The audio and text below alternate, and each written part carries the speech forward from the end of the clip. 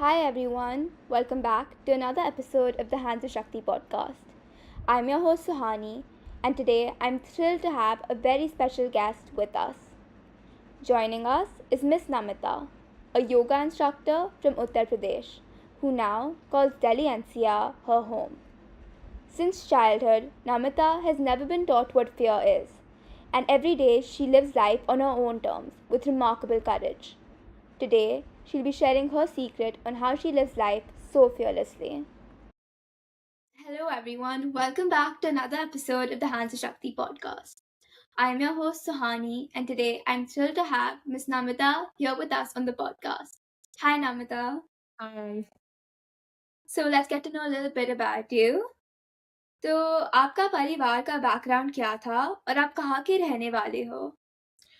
मैं उत्तर प्रदेश की रहने वाली हूँ और मेरा फैमिली बैकग्राउंड आर्मी से है।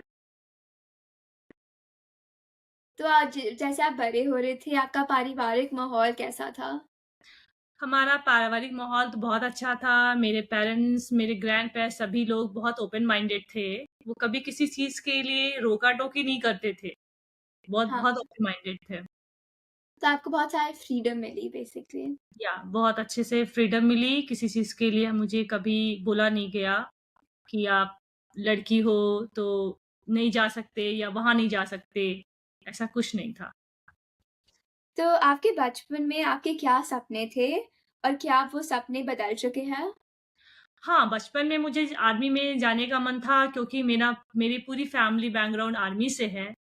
तो हाँ, कुछ ऐसे माहौल थे कि नहीं जा पाई। सो नाउ मैं योगा टीचर हूँ और मैं इसमें भी बहुत खुश हूँ, क्योंकि मैं तो लोगों को ठीक करती हूँ और लोग भी मेरे से खुश हैं। जो मुझे खुशी देती है। तो आप योगा के फील्ड में कैसे पहुँचे?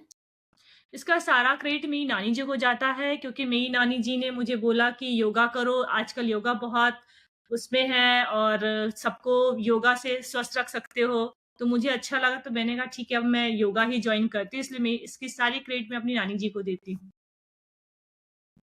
तो आपकी ज़िंदगी में क्या आपको कभी महिला होने के कारण सामाजिक दबाव महसूस हुआ है? मुझे कभी ऐसा महसूस नहीं हुआ कि मुझे समाज का दबाव पड़ा एक महिला होने के नाते, क्योंकि मेरे फैमिली से कभी किसी ने मुझे ये एहसास नहीं दिलाया कि तुम एक महिला हो और महिला को इस तरह से नहीं, इस तरह से रहना चाहिए। तो आपको बहुत आज़ादी मिली। बहुत आज़ादी मिली, जैसे एक फैमिली में लड़कों को ग्रो अप करते हैं, लड़कों को बड़ा करते हैं, वैसे मुझे भी लड़की होने के का कोई एहसास नहीं दिया। जैसे मेरे भाई-बहन दूसरे पले, वैसे मैं भी पली। तो आपको कौन-सी महिला से सबसे ज़्यादा प्रेरणा मिलती है ऐसे बनने में? मेरी दादी से सबसे ज़्यादा प्रेरणा मिलती है, क्योंकि मैंने उनको बचपन से देखा है, जहाँ तक मुझे पता है वो तो सिंगल मदर थी। उन्होंने अपने बच्चों को कैसे ग्रोन अप किया है एक अकेले होने की वजह से। तो उस मुझे भी लगता है कि जब मेरी दादी ऐसे गाँव में रह के इतना कुछ कर सकती है, तो मैं क्यों नहीं कर सकती? तो मैं हाँ, इसका सारा श्रेय मेरी दादी को दा जा देती हूँ कि उनकी वजह से मैं इतनी अपने आप को एक फ्रीडम महसूस करती हूँ। मुझे तो किसी का कभी दबाव नहीं फ़ील हुआ। तो आप मतलब ये फ्रीडम कैसे इसका प्रभाव आपकी ज़िंदगी में क्या हुआ है?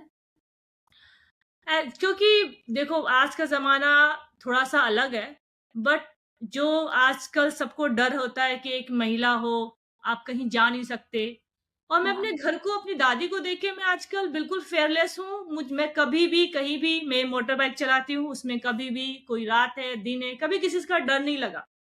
हाँ, डर हाँ। क्या है, वो मुझे कभी एहसास ही नहीं दिलाया गया। ना मेरे पेरेंट्स ने मुझे एहसास दिलाया, ना कभी किसी ने, और ना मैंने कभी बचपन से सीखा है कि डर क्या होता है, डर के रहना चाहिए।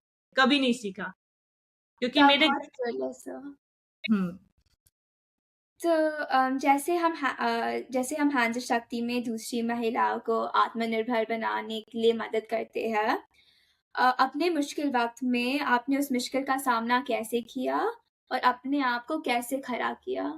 वैसे तो मुझे कभी लाइफ में कोई मुश्किल ही नहीं लगी, क्योंकि मुझे मुश्किल कैसे आती है वो मुझे पता ही नहीं चला कभी। कोविड का कुछ ऐसा समय था, क्योंकि उसमें सभी को अंदर रहना था, कोई बाहर नहीं निकल सकता था, तो वो एक अलग था कि जहाँ तक मैं एक अपने आप को बाहर घूमना, सब कुछ करना, फिर एक कोविड के टाइम में अपने आप को एक रूम में बंद कर लेना, क्योंकि आप कहीं जा नहीं सकते। सब तरह से आपको कहीं जाना अलाउ ही नहीं था गवर्नमेंट की तरफ से, किसी की तरफ से। तो थोड़ा मुझे मुश्किल लगा, उसमें मैंने अपने योगा को थोड़ा-सा आगे किया, बढ़ाया और भी नॉलेज ली, मेडिटेशन काफ़ी किया, योगा में हम कैसे बेहतर कर सकते हैं और खुद को कैसे खुश रख सकते हैं, वो सब उसी में मैंने अपना टाइम किया, तो मुझे इतना मुश्किल फिर नहीं फ़ील हुआ।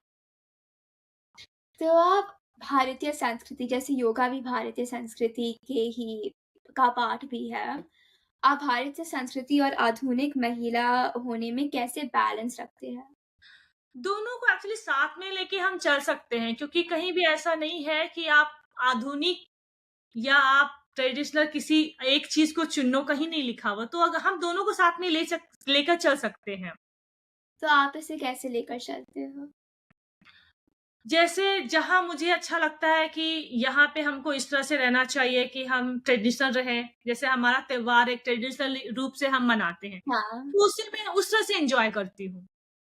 पर लेकिन डेली कहीं लाइफ में हाँ, जैसे बिज़ी लाइफ़ तो है, अब बिज़ी लाइफ़ है, अब आपको योगा कराना है, तो योगा कराते समय आप साड़ी वग़ैरह तो पहन नहीं सकते, वैसे पहनते हैं लोग, जैसे पुराने गाँव में अगर कोई करता है, तो पहनते हैं, बट वो मुझे अनकम्फ़र्टेबल फ़ील होता है, तो मैं अपना लोअर टी-शर्ट भी पहन के चल सकती हूँ, उसी को ही पहनती हूँ, तो दोनों को मैं मिला के चलती हूँ। ऐसा कोई वो नहीं है कि एक जगह मुझे भारतीय संस्कृति ही यूज़ करनी है और कुछ नहीं कर सकते, एक जगह ये है कि ट्रेडिशनल मतलब पूरा आधुनिक ही आपको रहना है, तो ऐसा कुछ नहीं। जो मुझे जहाँ पे खुशी देती है, मैं वही करती हूँ। तो आप अपने अनुभवों के आधार पर 20 साल की नम्रता को क्या सलाह देना चाहेंगे? मैं ये कहना चाहूँगी, कुछ भी गलत नहीं है, जो मन में आता है करते जाओ, बिना डर के करते जाओ, आगे बढ़ते जाओ। किसी को बिना नुकसान पहुँचाए बस। वाओ! थैंक यू नम्रता आज इधर आने के लिए, आपकी बातें सुनने बहुत अच्छा लगा मुझे। Thank you. Thank you so much. Thank